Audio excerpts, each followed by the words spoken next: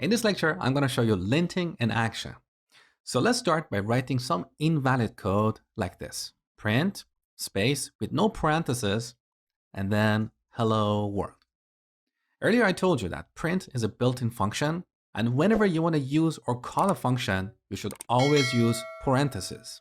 Now, to be more precise, this is actually valid Python 2 code, but because we're using Python 3 here, this is invalid code from Python 3's point of view.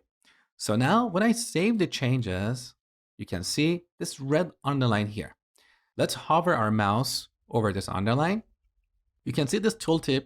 It's coming from Pylint, and here's the error message. Missing parentheses in call to print.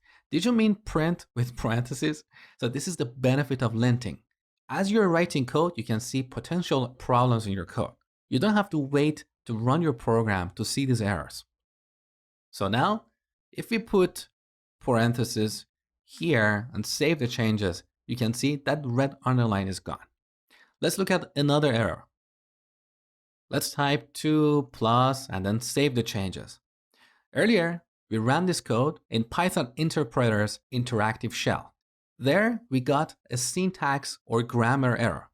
So if you hover your mouse here one more time, you can see Pylint is telling us that this is invalid syntax or invalid grammar. It's like an incomplete sentence. So this is linting in action. Now let me show you a couple useful shortcuts here. On the top, look at the view menu. Here we have this problems menu. Look at the shortcut. On Mac, it's Shift, Command, and M. On Windows, it's probably Shift, Control, M. So as you're working with VSCode, try to memorize these shortcuts because they really help you write code faster.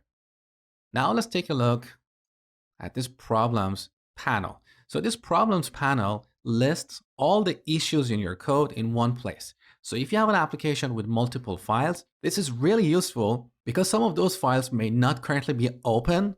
So this linter, Pylint, will analyze all your files, and if it finds any issues, it will list them here in the problems panel. Now you can also put this on the right side of the screen. So let's put it here. So as you write code, these problems will appear here.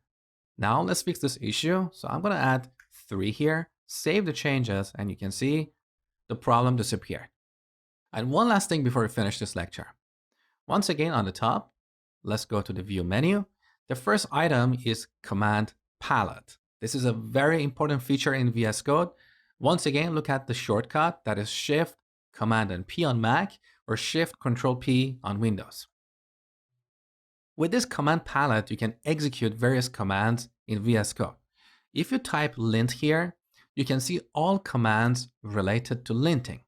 As you can see, all these commands are prefixed with Python because these commands come with the Python extension that we installed earlier. So these are additional features available to us in VS Code.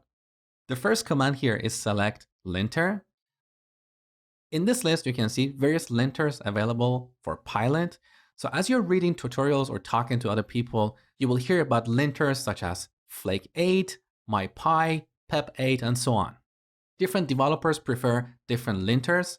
I personally prefer Pylint. That is the most popular one, and that is the default linter set in the Python extension of VS Code. If you're adventurous, you can try using other linters on your own. The difference between these linters is in how they find and report errors. Some error messages are more meaningful or more friendly. The others are more ambiguous. So that's all about linting. In the next lecture, we'll talk about formatting code.